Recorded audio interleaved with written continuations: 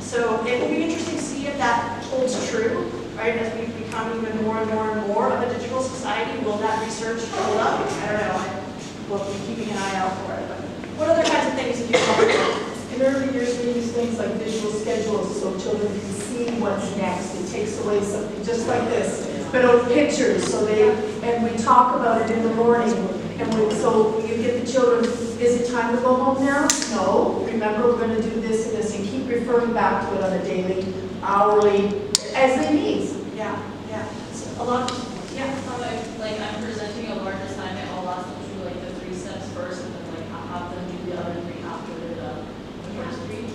Yeah, I had to, every year I have to remind my older daughter's teachers, and she goes to the Finnish school, and so she has kind of the same teachers for years, right? But still at the beginning of the year I have to say, remember, if you're assigning her a big project, most kids you can say, you have this project, it's due in a month.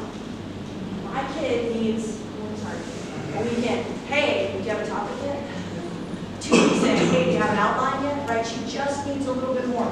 And because she understands ADHD and her brain, because we've talked about it a lot, she understands that the teachers aren't harassing her, right? That they're asking her to do it. And she also doesn't need it to be this huge thing, right? Like it doesn't have to be extra deadlines built in. But some kids need that, right?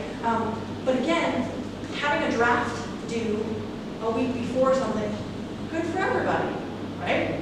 That's not something that's punitive. It doesn't have to be punitive. It doesn't have to single out kids. I mean, even at the postgraduate level, having my students submit a draft is still a good idea, right? It's that metacognition, it's the writing process, it's the thinking, all of that. So a lot of these things are good for everybody. What else? Yeah. We were just talking about in the morning, sometimes like we'll write like a message on like the things that they need to bring into the room, like you need your agenda, pencil, what like the thing, just so that they have it, and then they know like in the morning they look at the board and they see what they need and they bring it in. Yeah.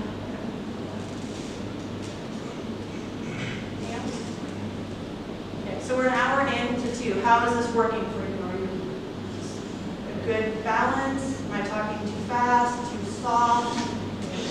Well, nobody wants to leave. You do have to. Okay. All right. So behavior. Do any of you work specifically in like student behavior, student conduct? I guess I should ask, how many of you are classroom teachers? Everybody. Who's not a classroom teacher? What do you do? Guides. I'm teacher, but I'm not the teacher. Okay. Subject teacher. Okay. So would be Library. Okay. Librarians are my favorite. Because I used to get out of class by telling my teacher that the librarian needed help, and I would tell the librarian that I had finished all of my work, and so could I please come like shelf books or something? I knew my way around the school. So librarians and guidance counselors. And I worked for the guidance counselors during the summer. I would go in like 2 weeks before the school year started and help them, because then during the year, oh, they really need me in the guidance office today. This is where it's really boring. So we figured things out. So back to Ross Greene. Kids do well if they can. I encourage anybody who works with students to read his book. He has a book that is more titled for kids who have really, truly challenging behavioral problems. He wrote basically the same book, but with a friendlier title, and it's called Raising Human Beings. And it really changes, I think, for me, it changes the way we view students and kids and their behavior. And it is wildly successful. I'm going to tell you about the model, and you may not be very impressed, but I hope you will listen to the evidence and go dig a little bit deeper. All of his stuff is free online. His website is called livesinthebalance.com. I put that in the slides and in the folder of stuff that you will get. He does it all for free. It's out there. You can go onto his website and you can take what's called the walking tour for educators, and it's like small little videos and different things, and he walks you through this entire process. It is one of the only methods related to this that is certified in the state of California as being evidence-based. It meets the requirements for being evidence-based in terms of treatment in psychiatric facilities for children and adolescents. It meets that requirement, which is really difficult to get in the state of California. I've lived and worked in LA for a while, so that's how I know that piece of it. But his work is really amazing. He has a podcast. His voice kind of drives me nuts, but it might not drive you nuts, so listen to the podcast if you want, but he's got all kinds of free resources out there.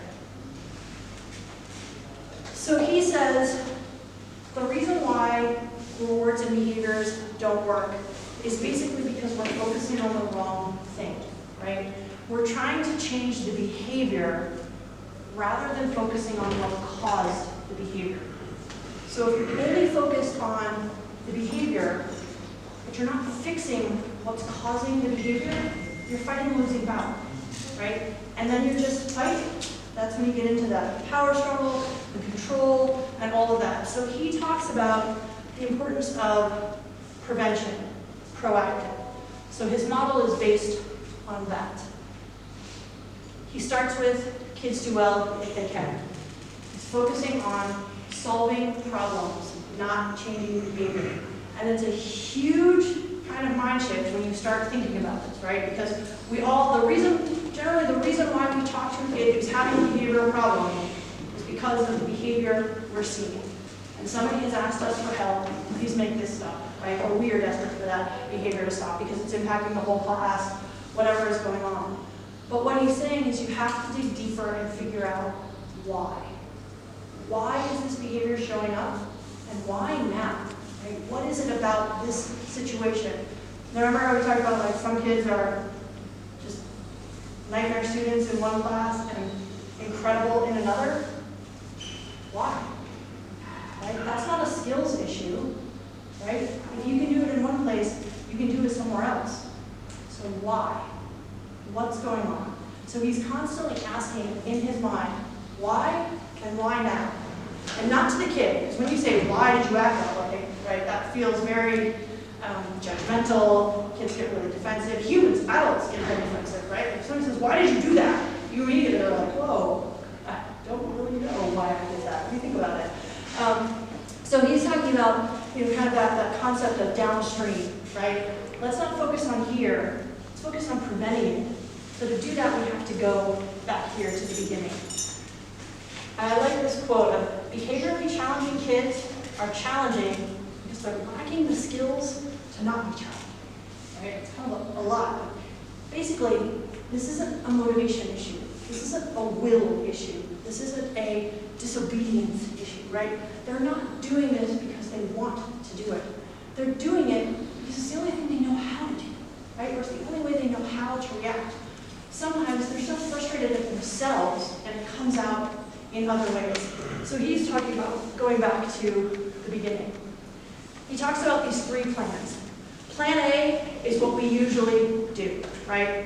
We see the problem, we come up with a plan. Okay, you're always late for class. Here's what we're gonna do, right? You're gonna get a timer, or somebody's gonna help you, or this person's gonna be your buddy, or whatever. Here's how we're gonna address this behavior. You keep talking to somebody near you, so I'm going to move your seat over here, right? These are all things that are addressing the behavior rather than addressing the cause.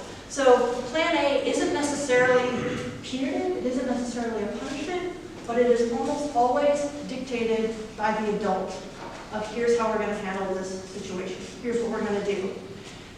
And sometimes we disguise it with like, what do you think? But in the end, we really still have them do what we want them to do or what we think is going to work for them. Plan C is like setting something aside. So sometimes you have a kid who is so behaviorally challenging or is struggling academically in so many different areas and you kind of don't know where to start, right? So what Plan C says is if you've got a kid who's struggling in multiple different places, or if now is definitely not the time, right? Because there's been this huge explosion and outburst. We're not going to sit down and have a national conversation about it, right? Plan C is sort of setting it aside for now. So if you've got a kid with multiple challenges, you're going to pick one or two to focus on, and the rest, you're kind of just going to ignore for a little while, right? And hopefully help them get a win somewhere along the way. Now, obviously, safety is important, right? So you have to kind of, as you're thinking about your prioritization, right? But being on time and not hitting somebody might be more important than having a neat desk area, right? So you kind of prioritize based on what those things are. So I'm not saying ignore everything, don't ignore safety hazards, hitting is not okay, those kinds of things, but prioritize what you think is most important. And he would say, for the first time you're doing Plan B, particularly if you've got multiple things, pick an easy win, right? Pick something that you think the kid can solve fairly easily, fairly quickly, so that builds that self-efficacy, right? They see like, ooh, I can do this. I can change. I can do things, right? Not you can do it for me, you can help me. I can do things. So you get that easy win. But basically what Plan B is, he calls this collaborative problem solving. So I had this conversation with my older daughter once. She was like 12 or 13. And in my mind, the conversation was this. How come your little sister, who's 2 years younger than you, can come home from school, sit down at the table, get her homework done, put it in her backpack, and we can have a nice evening, right? Like, why can't you do that? This is inside my head, right? These are the things that I was frustrated